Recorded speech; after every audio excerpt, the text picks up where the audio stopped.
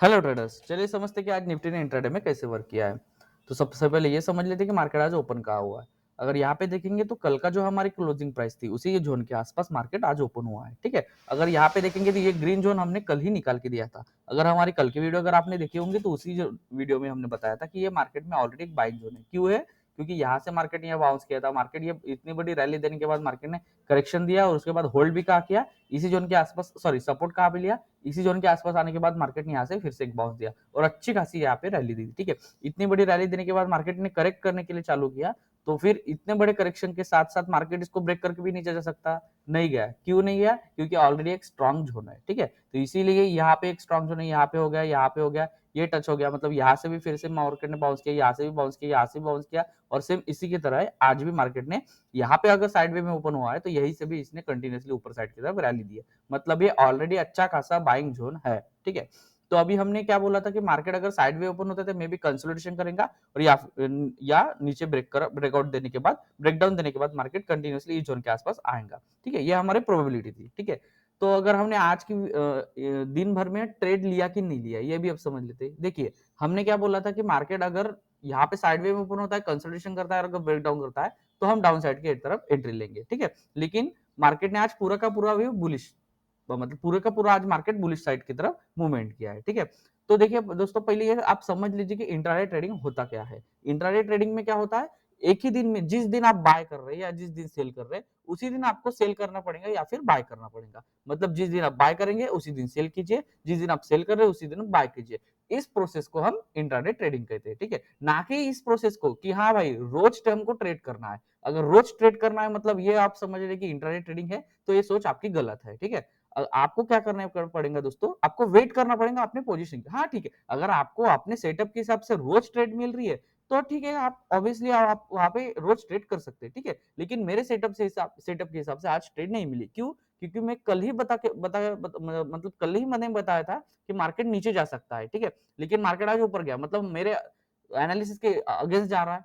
ठीक है, तो इस हिसाब से अगर देखेंगे तो मार्केट मेरे एनालिसिस के अगेंस्ट जा रहा है तो मैं ट्रेड क्यों लूं? लेकिन इसका मतलब ये नहीं है कि मैं इंट्राडे ट्रेडर नहीं हूँ।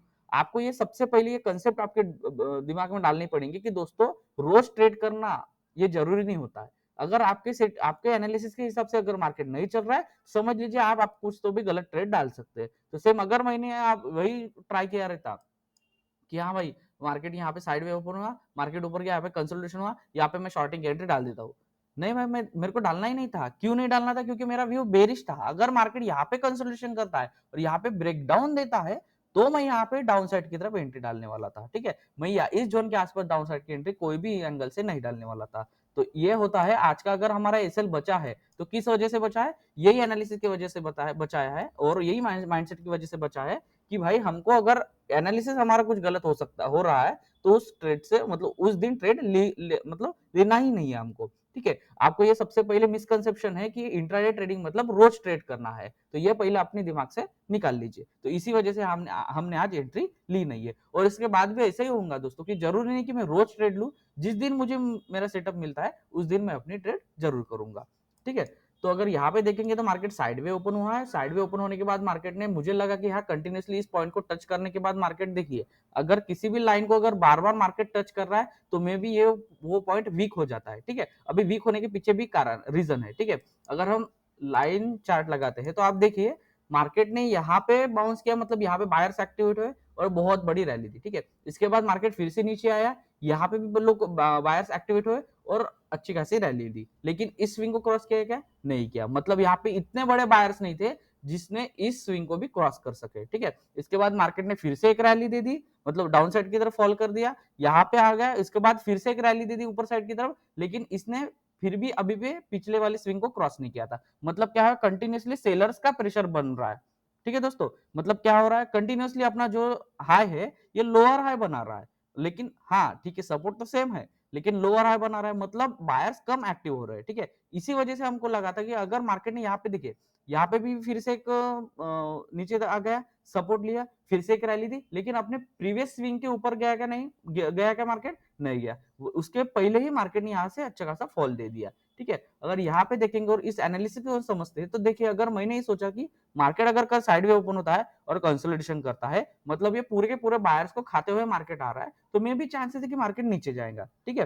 तो अभी तक मैं बाइंग के जोन में नहीं हूँ, क्योंकि इसने इस स्विंग को क्रॉस नहीं किया और ना ही इस स्विंग को क्रॉस किया है, ठीक है। तो इसी वजह से मार्केट में अभी भी मैं सेलिंग के जोन में हूँ, ठीक है। जब तक मार्केट इस जोन को क्रॉस नहीं करेगा नीचे साइड की तरफ, मैं एंट्री नहीं लूंगा, और जब तक ये मार्केट इस जोन के ऊपर नहीं सर्वाइव करता या फिर इस जोन के ऊपर सर्वाइव नहीं करता, या मतलब उस जोन के ऊपर सर्वाइव नहीं करता, तब तक मैं बाइंग में कोई भी एंट्री लूंगा नहीं, ठीक है। तो ये हमारी खुद के एंट्री की एनालिसिस थी, ठीक है। अभी मार्केट कल क्या हो सकता है ये समझ लेते हैं। तो देखिए, अगर मार्केट साइडवे में ओपन होता है तो मे बी चांसेस है कि मार्केट ये नीचे आ सकता है। क्यों? क्योंकि ये सेलिंग का जोन ऑलरेडी स्ट्रांग जोन है, ठीक है।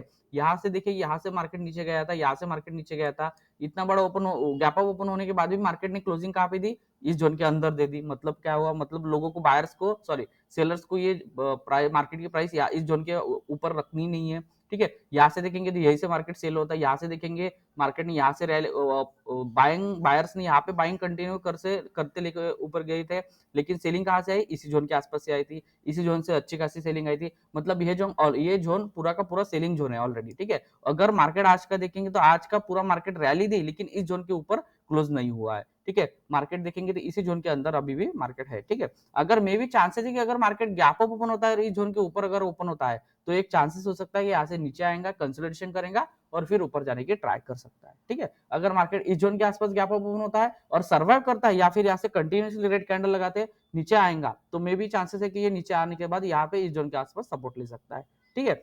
अगर मार्केट बहुत बड़ा गैप अप होता है तो ये कंसोलिडेशन करेगा और सर्वाइव करेगा, तो मार्केट ऊपर जाने की ट्राई करेगा।